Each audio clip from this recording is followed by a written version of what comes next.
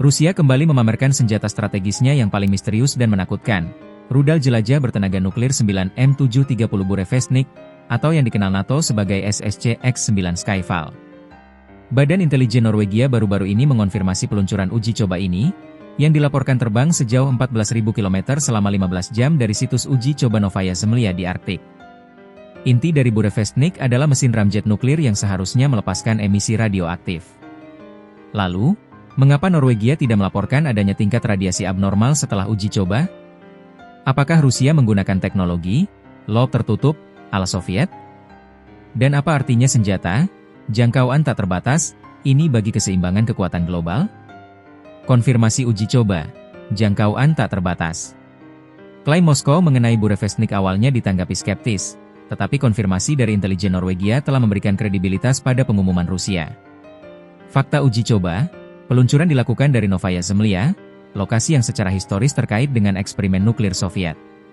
Klaim kinerja, Moskow mengklaim rudal tersebut terbang sejauh 14.000 km selama 15 jam pada 21 Oktober 2025. Rusia menegaskan ini bukan jarak jangkau maupun durasi maksimalnya. Status strategis, Burevestnik ditandaskan sebagai senjata strategis dengan jarak jangkau tak terbatas, yang memungkinkannya menyerang target dimanapun di dunia. Kinerja yang dikonfirmasi ini melampaui rudal jelajah konvensional manapun, menetapkan standar baru dalam peperangan jarak jauh.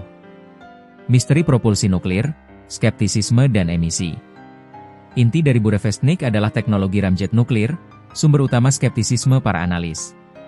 Cara kerja ramjet nuklir sederhana, udara dipaksa masuk melewati inti reaktor aktif dan kemudian dipanaskan hingga lebih dari 1000 derajat Celcius untuk menghasilkan daya dorong. Secara efektif, ini menciptakan emisi radioaktif dalam jejaknya. Presiden AS, proyek Pluto SLAM, konsep ini bukan hal baru.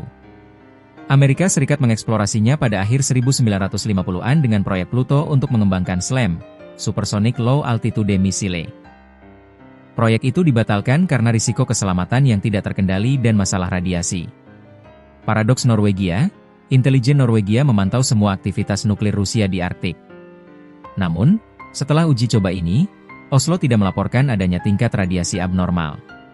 Tidak adanya lonjakan radiasi menimbulkan pertanyaan serius. Apakah Rusia menahan peluncuran radioaktif, atau mereka menggunakan teknologi yang berbeda? Solusi misteri, siklus tertutup Soviet. Para analis menduga Rusia mungkin telah menggunakan konfigurasi propulsi yang berbeda untuk Burevestnik, yaitu sistem thermal nuklir lob tertutup, closed loop nuclear thermal system. Cara kerja lob tertutup. Dalam desain siklus tertutup, udara tidak terpapar langsung ke inti reaktor.